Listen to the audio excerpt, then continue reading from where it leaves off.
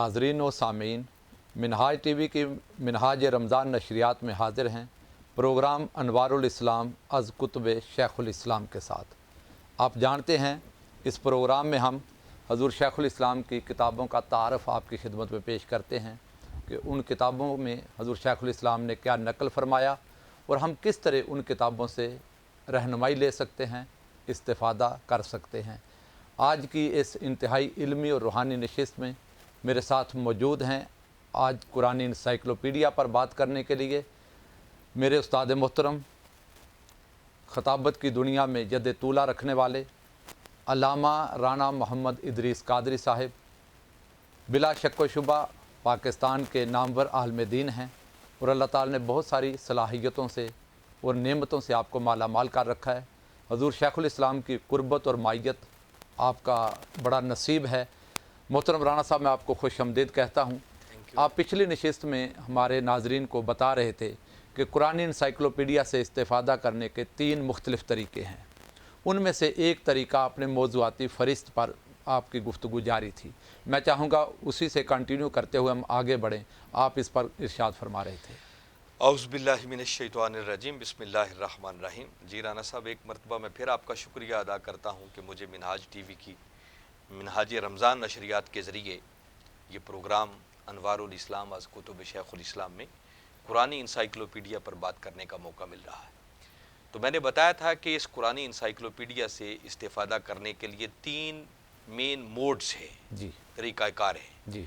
एक तरीका तो ये है कि हम अपने मौजू के ज़रिए कैसे ये बात जान सकते हैं कि इस मौजू पर कुरान क्या कहता है। ठीक है। तीसरा ये है कि इंसान के पास कोई बड़ा मौजू नहीं है मगर वो जानना चाहता है कि मसलन कुरान दिन के बारे में क्या कहता है, रात के बारे में क्या कहता है, खुश्की के बारे में क्या कहता है, तरी के बारे में क्या कहता है, समंदरों पर कुरान क्या कहता है, दरियाओं पर कुरान क्या कहता है, इवन के भेड़ का जिक्र कुरान में कहाँ है, बकरी का जिक्र कुरान में कहाँ है। इन सब चीज़ों को तलाश करने का भी यूँ समझे कि इतनी आसानी से बंदा पहुँच सकता है जो इसकी 5वीं जिल्द में एक अबजदी इशारिया दिया हुआ उसके ज़रिए। और तीसरा इसका है जो कि आखिरी 3 जिल्दें कि कुरान पाक के जो अरेबिक वर्ड्स हैं जी, जो कुरानी हरूफ हैं, कुरानी अल्फाज हैं, उन अल्फाज को अगर आप तलाश करना चाहते हैं और उनका माना देखना चाहते हैं तो वो आखिरी 3 जिल्दों के अंदर एक बहुत खूबसूरत इशारिया दिया हुआ है जिसके ज़रिए बड़ी आसानी से कुरान के हर लफ्ज़ को तलाश किया जा सकता है कि वो लफ्ज़ कुरान में कहाँ कहाँ है, कितनी बार आया है, किन आयात में आया है और उस लफ्ज़ का माना क्या है। ये अलग है। आज हम इसके पहले हिस्से पर अभी बात कर रहे हैं। जब इंशाल्लाह हर हिस्से पर हम बात करेंगे तो फिर बड़ी डिटेल से तफसील के साथ मैं किताब खोल कर वो मौजू निकाल कर मुख्तलिफ़ चीज़ें कैसे तलाश करनी है इंशाल्लाह वो इतना आसान करके बताऊंगा कि किसी कुरानी इंसाइक्लोपीडिया के कारी को इंशाल्लाह कोई दिक्कत पेश नहीं आएगी कि इससे इस्तिफ़ादा कैसे करना है। आज हम पहले हिस्से पर बात करेंगे। नाज़रीन को ये पैगाम आपकी तरफ से पहुँचा दूँ कि ये हज़ूर शेखुल इस्लाम का कुरानी इंसाइक्लोपीडिया मेरे हाथ में है। इससे हमने रहनुमाई कैसे लेनी है, इससे अपनी ज़ौक़ और तबीयत के मुताबिक मौजू कैसे तलाश करना है और कुरान जिस बारे में हम पढ़ना चाहें उसके बारे में क्या कहता है, ये इतना आसान करके आपको इस नशिस्त के ज़रिए राना साहब बता देंगे, पहुंचा देंगे कि आपके लिए ये बड़ा ही आसान हो जाएगा और आम कारी, आम इंसान, आम सुनने वाला इसे बड़ी आसानी से समझ भी जाएगा। जी राना साहब, सबसे पहले इसकी मौजूआती फहरिस्त है जी, जो हर किताब के शुरू में होती है। वो कुरानी इंसाइक्लोपीडिया के जो 5000 मौजूआत हैं वो 5000 मौजूआत की जो फहरिस्त है वो कम व बेश 400 सफ़हात पर मुश्तमिल है जो कि 5 जिल्दों का अहाता करती है। मैं लगता है ये मुझे राना साहब, ये 5000 मौजूआत तो बड़े टॉपिक होंगे, इनमें सब हेडिंग्स भी कई बन जाती हैं। सब हेडिंग्स फिर अलग हज़ारों में वो एक वो अलग वो अलग दुनिया है। अब मौजू के एतबार से आपने अपने सब्जेक्ट कैसे तलाश करना है तो इस कुरानी इंसाइक्लोपीडिया की जो पहली जिल्द इस वक्त मेरे हाथ में है इसको अगर देखें तो इसकी फहरिस्त से भी पहले जी, मसलन ये लिखा हुआ है जिल्द अव्वल, इस वक्त सफ़ा नंबर 14 मेरे सामने है जी। उस पर जिल्द अव्वल का तारुफ है, जिल्द दोम का तारुफ है, जिल्द सोम का, जिल्द चारम का, जिल्द पंजम का। कि इन 5 जिल्दों के अंदर किन किन मौजूआत का बयान है, यानी पहली जिल्द में किन मौजूआत को बयान किया गया है, दूसरी जिल्द में किन मौजूआत को बयान किया है, तीसरी में, चौथी में और 5वीं में। 5 जिल्दों के मौजूआत पहली फहरिस्त में शामिल है। बिल्कुल आसान कर रहा हूँ। मसलन यहाँ लिखा हुआ है कि पहली जिल्द उसमें ईमान बिल्ला وجود باری تعالیٰ، عقیدہ توحید اور عقیدہ توحید کے ضروری متعلقات، ٹھیک، ان چیزوں کا بیان پہلی جلد میں آپ کو ملے گا۔ اچھا، 400 صفحات پر تو فہرست آ گئی، فہرست وہ آ بھی گئی، پہلی جلد میں وہ بھی شامل ہے، پہلی جلد میں۔ اور اس کے بعد جو بقیہ صفحات اس کے بچتے ہیں، اس کے اندر جو مین سبجیکٹس جن کو ڈسکس کیا گیا ہے، جس کی فہرست ہے، جس پر قرآنی معلومات دی گئی ہیں، وہ کیا ہے؟ ایمان باللہ ہے، ایمان باللہ، وجود باری تعالیٰ ہے، وجود باری تعالیٰ، عقیدہ توحید اور اس عقیدہ کے توحید ضروری متعلقات۔ اور اس کے ضروری یہ متعلقات۔ پہلی جلد کے صرف ایک لائن کو پڑھنے سے اندازہ ہو جاتا ہے کہ اس جلد میں کیا ہے۔ ٹھیک ہے، یعنی توحید اور اللہ تعالیٰ کی شان کے بارے میں جو پڑھنا چاہیں وہ اس پہلی جلد میں مل جائے گا، اس گا۔ کو یعنی 8 جلدوں کو کھنگالنے کی کھنگالنے کی ضرورت ضرورت نہیں ہے۔ نہیں اگر اس کا موضوع توحید سے ریلیٹڈ ہے، وجود باری تعالیٰ پر ہے، ایمان باللہ سے ریلیٹڈ ایمان ہے، باللہ سے۔ تو صرف پہلی جلد کی فہرست کو اس کو دیکھنا پڑے گا۔ اسی طرح دوسری جلد میں جب ہم جائیں گے، جی، اس میں شرک ہے اور اس کا بطلان، ٹھیک ہے، ایمان بالرسالت، ٹھیک ہے، ایمان بالکتب، ایمان بالملائکہ، ایمان بالقدر، ایمان بالآخرت۔ ٹھیک ہے، گویا ایمانیات کی جتنی جزیات ہیں، جزیات ہیں، وہ ساری کی ساری اس دوسری کتاب دوسری جلد میں آ جاتی ٹھیک ہے۔ ایمان بالرسالت آپ نے بتایا، اس میں وہ ایمان بالقدر ہے، ایمان بالآخرت ہے، ایمان ایمان بالآخرت بالکتب ہے، کتب ہے، تو ایمان بالملائکہ ہے۔ ملائکہ کا ہو گویا جائے گا، ایمان ٹھیک ہے، کے سارے اجزاء اجزاء وہ اس ٹھیک، دوسری جلد میں آ جاتے دوسری ہیں۔ جلد میں آ جاتا اب اگر کوئی شخص دیکھے نا ایمان بالرسالت پر پڑھنا چاہتا ہے، تو اس کو باقی جلدوں میں باقی جانے کی جلدوں میں ضرورت ہی نہیں، ٹھیک ہے، اس کو تو فقط یہیں سے پتہ چل جائے گا کہ میرا سبجیکٹ اس قرآنی انسائکلوپیڈیا کی دوسری جلد، دوسری جلد میں، ٹھیک ہے، وہیں سے ایمان بالقدر پر پڑھنا ہے، دوسری جلد کھولنی پڑے گی، ایمان بالآخرت پر پڑھنا ہے، دوسری جلد کھولنا پڑے، بڑی آسانی سے یہاں بالکل پہنچ سکتا ہے۔ پھر اسی طرح تیسری جلد، اس کے مضامین کیا ہے؟ احوال قیامت، عبادات، معاملات، حقوق و فرائض، سائنس اور ٹیکنالوجی، اچھا، ان موضوعات پر تیسری جلد میں بات تیسری کی جلد گئی، میں، ٹھیک ہے، یعنی قیامت کے احوال، کہ قیامت والے دن کیا ہوگا، جی، اس میں کیا کیا واقعات ہوں گے، ٹھیک ہے، اس کا ذکر قرآن میں کہاں کہاں قرآن آتا میں ہے، کہاں کہاں وہ سارا آپ کو تیسری جلد میں مل جائے گا۔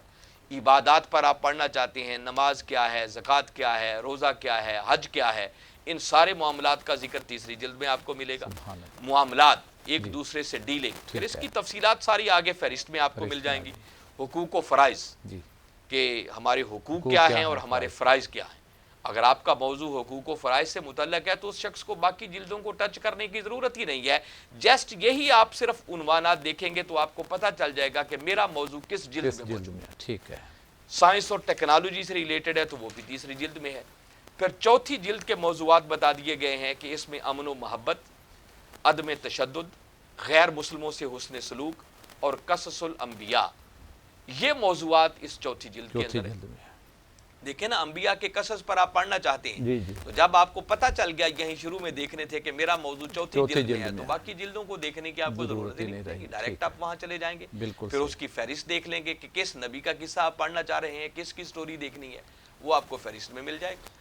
اسی طرح پانچویں جلد ہے، پانچویں جلد میں حکومتی اور سیاسی نظام، نظام عدل، اقتصادیات، جہادیات، غزوات، اور پھر ابجدی اشاریہ، کہ اگر آپ اپنے کسی لفظ کی شکل میں کوئی اپنا عنوان ڈھونڈنا چاہتے ہیں کہ قرآن اس پر کیا کہتا ہے، جی، ایون کہ آپ نے دیکھنا ہے چیونٹی کے موضوع پر قرآن کیا کہتا ہے، بکری کے موضوع پر کیا کہتا ہے، بھیڑ کا ذکر قرآن پاک میں کہاں ہے، ٹھیک ہے، اونٹ کا ذکر قرآن پاک میں کہاں ہے، تو اگر اتنا بھی تلاش کرنا ہو تو اس پر جو ابجدی اشاریہ ہے وہ پانچویں جلد کے آخر پر دے دیا گیا۔ ٹھیک ٹھیک، تو یہ تو 5 جلدوں کے مشمولات کا ذکر آ گیا کہ اگر آپ نے ان موضوعات کو اگر دیکھ لیں کہ میرا موضوع ان کیٹیگری میں سے کس کیٹیگری میں فال کرتا ہے، تو آپ وہاں پر اس جلد کو لے لیں، آپ کو وہاں پر وہ اپنا موضوع مل جائے گا، اس کی فہرست کو دیکھ لیں اور اس فہرست کے مطابق آپ ڈائریکٹ اپنے موضوع پر پہنچ جائیں گے، اور فہرست ساری ایک ہی جگہ پر پہلی جلد میں دے دی۔ پہلی جلد میں آ گئی، ٹھیک ہے، اب مثال کے طور پر میں تھوڑا اگر ان موضوعات کا مزید آپ کو تعارف کروانا چاہوں جی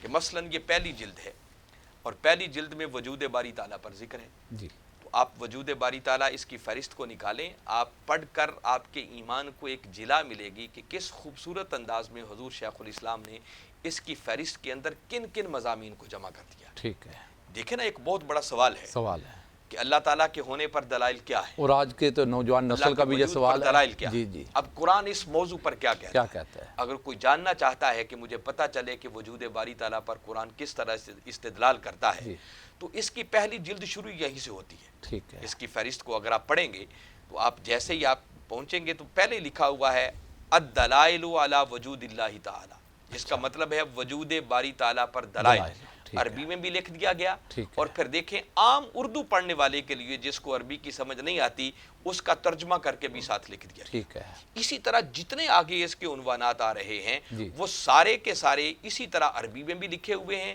اور ساتھ نیچے اس کی ٹرانسلیشن اردو میں بھی کی گئی ہے، سبحان اللہ۔ تاکہ کوئی عربی اسکالر ہے تو اس کو بھی اس کو دقت بھی پیش مل نہ جائے۔ آئے، اور خالی اردو پڑھنے والا ہے تو وہ نیچے اردو میں پڑھ سکتا یعنی اس کا مطلب یہ ہو کہ عرب اور عجم دونوں اس سے استفادہ کر سکتے ہیں۔ کر سکتے ہیں، بالکل، اس میں کوئی شک نہیں۔ اب رانا صاحب آپ اندازہ کریں کہ وجود باری تعالیٰ پر حضور شیخ الاسلام نے جو عنوانات باندھے ہیں، ایک تو ہے نا کہ رینڈم بندہ سارے دلائل ایک ہی ہیڈنگ کے تحت لکھ دے، پھر بھی مشکل ہو جاتا ہے۔ ٹھیک ہے۔ تو حضور شیخ الاسلام نے اس کو باقاعدہ آگے پھر 30 سب ہیڈنگز میں تبدیل کر دیا ہے۔ وجود باری تعالیٰ پر، وجود باری تعالیٰ پر جو قرآنی دلائل ہیں، قرآنی دلائل ہیں، ان دلائل کو ایسے ہی اکٹھا نہیں بیان کر دیا، ٹھیک ہے۔ بلکہ پھر ان کو کیٹاگرائز کیا ہے، ٹھیک ہے، اس کی مختلف کیٹاگرائز بنا کر 30 سب ہیڈنگز بنا دی۔ یعنی 2.5 درجن۔ مثلا جی۔ پہلا ہیڈنگ آپ نے دیا ہے کہ کائنات کو عدم سے وجود میں لانے سے استدلال، کہ یہ کائنات ایک وقت تھا نہیں تھی، تھی۔ عدم سے وجود میں آئی، تو جی۔ اس کائنات کا عدم سے وجود میں آنا یہ خود اللہ تعالیٰ کے ہونے پر ایک بہت بڑی دلیل بہت ہے۔ بڑی دلیل ہے۔ اب یہ ایک کیٹیگری بنا دی، اب اس دلیل کے عنوان سے قرآن کہاں کہاں کیا کہتا ہے وہ ایک الگ کیٹیگری بنا دی۔ اچھا۔ اب اس فہرست کو جب آپ دیکھتے ہیں جی۔ تو صفحہ نمبر 409 پر یہ ہیڈنگ آپ کو ملے گا، اور اس عنوان کے اعتبار سے قرآن کی جتنی آیتیں ہوں گی وہ ساری آپ کو وہ ایک وہاں جگہ سے پر مل مل جائیں گے ایک جگہ پہ۔ ٹھیک ہے۔ مثلا 409 صفحات پر ہم چلتے ہیں ابھی، تاکہ ہم آگے مزید اس کو دیکھ سکیں کہ قرآن اس پر کیسے بات کرتا ہے۔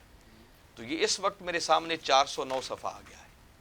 409 صفحہ پر پہلے نمبر پر یہی عنوان آ گیا، وجود باری تعالیٰ پر دلائل۔ میں صرف عربی عبارت پڑھ رہا ہوں، اردو پڑھ رہا ہوں۔ تو پہلا عنوان ہے کائنات کے عدم سے وجود میں لانے سے استدلال، ٹھیک ہے۔ کہ کائنات جو عدم سے تھی ہی وجود میں نہیں، آئی، وہ وجود میں آئی۔ تو یہ خود اللہ تعالیٰ کے ہونے پر ایک کوئی بہت تو ہے بڑی جس نے دلیل اسے وجود بخشا۔ اور یہ صرف قرآن میں ایک جگہ پر نہیں، جی۔ آگے ذکر کر دیا اس پر قرآن پاک کی ایک آیت، پھر دوسری آیت، پھر تیسری آیت، پھر اس کے بعد چوتھی آیت، پھر 5ویں آیت، پھر 6ٹھی آیت، پھر 7ویں آیت، پھر اس کے بعد 8، 9، 10 اور 11 آیتیں صرف اس کائنات کے وجود سے عدم پر، یہ جو عدم سے جو عدم وجود آیا، وجود میں آئی جی، ہے کائنات، اس اس پر سے 11 استدلال آیتیں ہیں۔ قرآن نے کیا ہے کہ اللہ تعالیٰ موجود ہے، اللہ اور اللہ کے اکبر، وجود اللہ پر اکبر، استدلال کیا ہے۔ اللہ۔ پھر قرآن پاک کی وہ 11 کی 11 آیتیں پوری عربی عبارت کے ساتھ لکھ دی گئی، ٹھیک ہے۔ اور پھر قاری کی سہولت کے لیے باقاعدہ اس کا ترجمہ بھی ساتھ لکھ دیا وہ گیا۔ بھی لکھ دیا، سورت نمبر اور اس کا آیت نمبر بھی آ گیا۔ بعض اس طرح کی معاجم کو آپ پڑھیں، جی جی، انسائکلوپیڈیاز کو پڑھیں، تو اس میں اشارتاً صرف اشارہ قرآن کی 2 آیت کا لفظ نمبر ہوں دے گے۔ دیا جاتا ہے ٹھیک ہے۔ کہ یہ فلاں صورت ہے، فلاں آیت ہے، بس۔ جی پھر اس کے بعد آپ قرآن پاک اٹھائیں، قرآن کو کھولیں، پھر آیت پوری کھولیں تو پھر آپ کو ملتا ہے۔ نہیں، ایسا نہیں اس کیا، پر آیت بھی یہیں سے مل پوری جائے آیت گی کریمہ لکھ دی، اور اس کا ترجمہ بھی مل پوری جائے گا۔ آیت کریمہ کا ترجمہ بھی ساتھ لکھ دیا۔ سبحان اللہ۔ ایک ہی جگہ پر گویا آپ کو سب کچھ سب کچھ مل مل جائے گا۔ تو آپ اندازہ کریں کتنی کمپریہنسو چیز ہے۔ میں اللہ بتا رہا ہوں اکبر۔ کہ صرف وجود باری تعالیٰ پر دلائل، دلائل۔ اس کے 30 سب ہیڈنگز، اور ہر ہیڈنگ کے ذریعے پھر آگے درجنوں آیات کہ قرآن اس پہلو کے اعتبار سے کیا کہتا ہے۔ اب دوسرا عنوان ہے جی۔ کائنات کی با مقصد تخلیق سے استدلال، وجود باری وہ تعالیٰ تھا پر عدم سے وجود میں لانا، عدم سے وجود اور میں اب لانا۔ ہے کائنات کی بامقصد تخلیق سے۔ اللہ تعالیٰ نے اس کائنات کو ایسے بغیر ایسے ہی نہیں کسی بنا مقصد کے تخلیق نہیں کر دیا، کسی مقصد کے تحت کیا ہے۔ تو اگر مقصد کے تحت اس کی تخلیق ہوئی ہے تو یقیناً کوئی نہ کوئی اس کا تخلیق کرنے والا وہ پیچھے خالق موجود بھی ہے اس کا، ٹھیک بات، جس کی پوری پلاننگ ہے۔ پلاننگ۔ تو اللہ تعالیٰ کے وجود پر یہ بہت بڑی دلیل ہے، اور اس اعتبار سے قرآن کہاں کہاں کیا کہتا ہے۔ حضور شیخ الاسلام نے پھر اس عنوان کے تحت 10 قرآن پاک کی آیتیں دے دیں، عربی عبارات بھی موجود ہیں اور ان کا ترجمہ بھی سامنے موجود ہے۔ واہ واہ واہ، یعنی ایک ایک ٹاپک پہ درجن درجن آیات ہیں۔ پھر تیسرا ہیڈنگ ہے تسخیر کائنات سے استدلال۔ ٹھیک۔ اب یہ الگ ایک پورا عنوان، اور اس عنوان کے تحت حضور شیخ الاسلام نے پھر 6 آیات قرآن پاک کی دی کہ 6 مقامات پر وہ قرآن کی پوری آیات لکھی ہوئی ہیں اور ان کے ترجمے لکھے ہوئے۔ پھر اس کے بعد اگلا ہیڈنگ ہے 6 مدتوں یا مرحلوں میں زمین و آسمان کی تخلیق سے استدلال، کہ قرآن پاک کو اللہ رب العزت نے 6 مدتوں میں پیدا کیا، 6 مختلف مرحلوں میں اس کائنات کو تخلیق کیا۔ جیسے قرآن پاک میں فرمایا ان ربکم اللہ الذی خلق السماوات والارض فی 6 ایام، 6 مختلف ایام میں 6 مختلف مدتوں میں، 6 مختلف مرحلوں میں.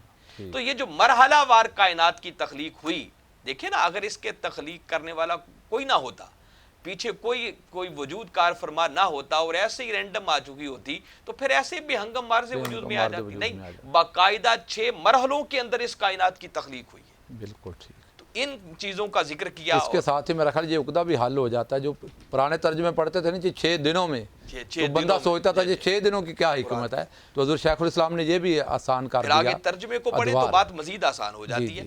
اس عنوان کے تحت حضور شیخ الاسلام نے پھر 8 قرآن پاک کی آیات درج کی. سبحان اللہ. پھر اس کے بعد اگلا ہیڈنگ لیا ہے. یہ صرف وجود باری تعالیٰ پر آپ اندازہ کریں کتنی کمپریہنسو چیز بن جاتی ہے. ایک سمندر ہے جو سامنے رکھ دیا گیا ہے. 2 دنوں یا 2 مرحلوں میں 7 آسمان بنانے اور ہر سماوی کائنات میں اس کا نظام ودیت کرنے سے استدلال، یہ الگ موضوع آ گیا. الگ موضوع ہے. پھر آسمان کی بلندی اور سماوی کروں یعنی طبقات کی تخلیق سے استدلال. اب دیکھیں نا، ایک ایک چیز کی تفصیل میں جانا تو ممکن نہیں ہوگا. میں صرف ایک ہیڈنگ ابھی لے کے بھی آپ کو بتا رہا ہوں. پھر 7 آسمانوں کی طرح زمینی سطحوں کی تخلیق سے استدلال، نظام شمسی اور اس کے فوائد سے استدلال کہ وجود باری تعالیٰ ہے. پھر رات دن کی گردش سے استدلال کہ یہ جو رات اور دن ایک لگے بندے نظام کے تحت آ رہے ہیں، تو یقیناً کوئی نہ کوئی ہستی تو پیچھے اس کے ہے جو اس پورے نظام کو چلا رہی ہے. اس عنوان کے تحت پھر حضور شیخ الاسلام نے کم و بیش یہ 13 آیات درج کی، اس سے استدلال کیا ہے. پھر تاریکی اور روشنی کی تخلیق سے استدلال، انسان کی تخلیق اور اس کے ارتقاء و نشو و نما کے مراحل سے استدلال. پھر حضور شیخ الاسلام نے وجود باری تعالیٰ پر قرآن سے استدلال کرتے ہوئے جو اگلا ہیڈنگ لیا ہے وہ انسان کی حسن تخلیق سے استدلال. ہر شے کا جوڑا تخلیق کرنے سے، ہر شے کا جوڑا اللہ رب العزت نے بنایا. دیکھیں نا، یہ کتنے بڑی دلیل بن جاتی ہے کہ اللہ تعالیٰ نے کسی شے کو بھی اکیلے پیدا نہیں کیا بلکہ اس کا جوڑا پیدا کیا، اس کا نر بھی بنایا، اس کا مادہ بھی بنایا. تو یہ اس کے ہونے پر ایک بہت بڑی دلیل ہے. اسی طرح سننے، دیکھنے اور سمجھنے کی قوتوں کی تخلیق سے استدلال، زبانوں اور رنگوں کے اختلاف سے استدلال. الغرض میں بتا رہا ہوں کہ صرف 30 سب ہیڈنگز ایسے ہیں کہ جن کے ذریعے وجود باری تعالیٰ پر قرآن کیا کہتا ہے وہ آپ اپنے عنوان کے تحت تلاش کر سکتے ہیں. رانا صاحب بہت شکریہ آپ کا. آپ سے بڑی ہی آسانی کے ساتھ ہمیں قرآنی انسائکلوپیڈیا سے رہنمائی لینے کے طریقے مل رہے ہیں. انشاءاللہ آپ سے استفادہ کرتے رہیں گے، ہمارے ناظرین آپ سے فائدہ اٹھاتے رہیں گے. دامن وقت کے ہاتھوں مجبور ہیں. اور آپ جب یہ سب ہیڈنگز پڑھ رہے تھے، حضور شیخ الاسلام نے جو وجود باری تعالیٰ پر قرآنی دلائل دیے ہیں، میں سوچ رہا تھا کہ اگر کوئی زندگی میں انسان ایک انسائکلوپیڈیا ہی لکھ دے تو وہ بھی لوگوں پر احسان اور بہت بڑا علمی کام. اللہ سلامت رکھے ہمارے شیخ اور ہمارے قائد کو. آپ نے صرف قرآنی انسائکلوپیڈیا نہیں، اس جیسی 1000 کتابیں اور بھی لوگوں کو دی ہیں، اور ابھی آپ کا کام جاری ہے. اور میں یہاں دعوت دیتا ہوں عام انسان، عام قاری، دین کا شغف رکھنے والے، قرآن کا ذوق رکھنے والے، وہ تو اس سے فائدہ اٹھائیں. مگر آج دور جدید کے طلباء، سائنسی علوم پڑھنے والے، وہ بھی اس سے بڑا فائدہ اٹھا سکتے ہیں. جو علماء کی بھی رہنمائی کرتی ہے، عوام الناس کی بھی رہنمائی کرتی ہے، یہ یقیناً اس صدی کا ایک منفرد کام ہے. انشاءاللہ ناظرین آپ کی خدمت میں حاضر ہوتے رہیں گے. اجازت دیجیے. اللہ حافظ.